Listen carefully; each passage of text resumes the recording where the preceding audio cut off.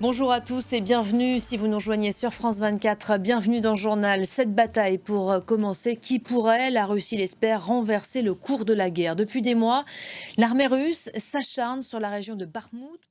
Voilà l'avancée de Soledar qui est non seulement rejetée par Kiev, mais aussi par l'armée russe elle-même. Sur ce front, le Kremlin entend se montrer prudent et appelle ses troupes à la patience. D'autant que Vladimir Poutine vient de placer au sommet de la hiérarchie militaire un nouveau chef, l'un de ses interlocuteurs directs, le général Valery Gerasimov. Et on va revenir sur cette nouvelle nomination annoncée par Moscou. Un nouveau chef militaire donc, Gauthier Rabinski. Bonjour. Bonjour Elisabeth. Pourquoi un tel changement aujourd'hui ? Alors, si l'on s'en tient à ce que nous venons d'entendre...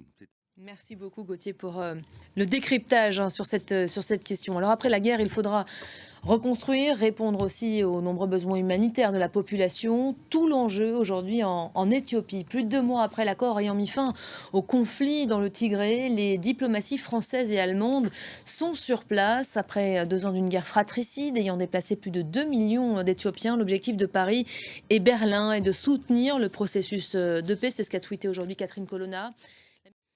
L'administration Biden dans l'embarras, la Maison-Blanche a fait face hier à des questions pour le moins insistantes sur la découverte de documents confidentiels datant de la vice-présidence de Joe Biden. Ces révélations interviennent alors que les autorités enquêtent actuellement sur une affaire similaire de bien plus grande ampleur mettant en cause Donald Trump. Noémie Roche. Au Pérou, les manifestations antigouvernementales se poursuivent. Une colère exprimée, vous allez le voir, jusqu'aux veillées funèbres. Il joue à la fois du rock, du blues et même du jazz. Le Britannique Jeff Beck, surnommé le guitariste des guitaristes, s'est éteint à l'âge de 78 ans, décédé mardi des suites d'une méningite bactérienne. Voilà, on va se quitter là-dessus. Fin de cette édition. Merci à vous de l'avoir suivi. Restez avec nous, d'autres infos tout de suite sur nos antennes. L'information également sur notre site internet www.france24.com. À tout à l'heure.